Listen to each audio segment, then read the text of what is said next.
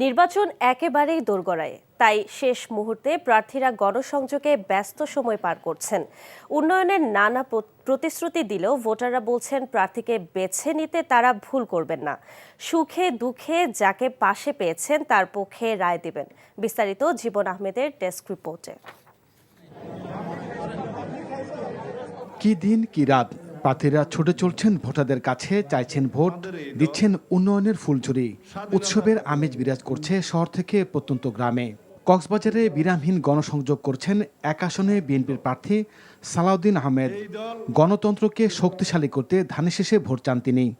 গণতন্ত্রকে বারবার রক্ষা করেছে, গণতন্ত্র প্রতিষ্ঠা করেছে, বহুদলীয় গণতন্ত্র প্রতিষ্ঠা করার দল, সংসদীয় পদ্ধতির সরকার প্রতিষ্ঠা করার দল বিএনপি, তত্ত্বাবধায়ক সরকার পদ্ধতি প্রতিষ্ঠা করার দল বিএনপি।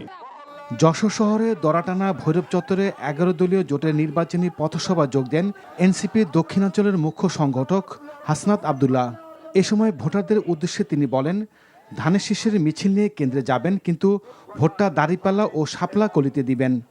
যারা জিয়ার আদর্শে বিশ্বাস করে, বেগম খালেদা জিয়াকে ধারণ করে, তারা চাঁদাবাজির সাথে সম্পৃক্ত না। তারা ধানের শীষের বিপরীতে গিয়ে দাঁড়িপাল্লাকে ভোট দেওয়ার অপেক্ষা করছে। সাতক্ষীরা 4 আসনের জামায়াতের প্রার্থী গাজী নজরুল ইসলামের বিশাল নির্বাচনী জনসভায় অংশ নেন ডাকসু ভিপি সাদিক কায়েম। আগামীর নতুন বাংলাদেশ গড়ে তুলতে দাঁড়িপাল্লায় ভোট চান তিনি। কুরবানের কথা, আপনাদের আত্মত্যাগের কথা, আপনাদের শাহাদাতের কথা শ্রদ্ধার সাথে স্মরণ রাখবেন ইনশাআল্লাহ।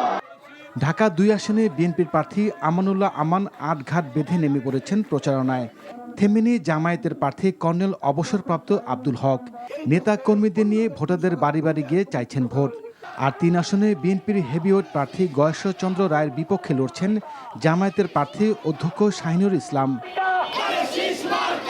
কুষ্টিয়া 4 আসনে বিএনপির প্রার্থী সৈয়দ মেহেদী আহমেদ রুমি ভোর থেকে গভীর রাত পর্যন্ত গণসংযোগ পথসভা করছেন। উপস্থিত সুধীবৃন্দ, এছাড়া জয়পুরহাট, মোংলা, বগুড়া, সিরাজগঞ্জ, মাগুরা, লালমনিরহাট, নওগাঁ সহ সারা দেশের প্রার্থীরা গণসংযোগ চালাচ্ছেন।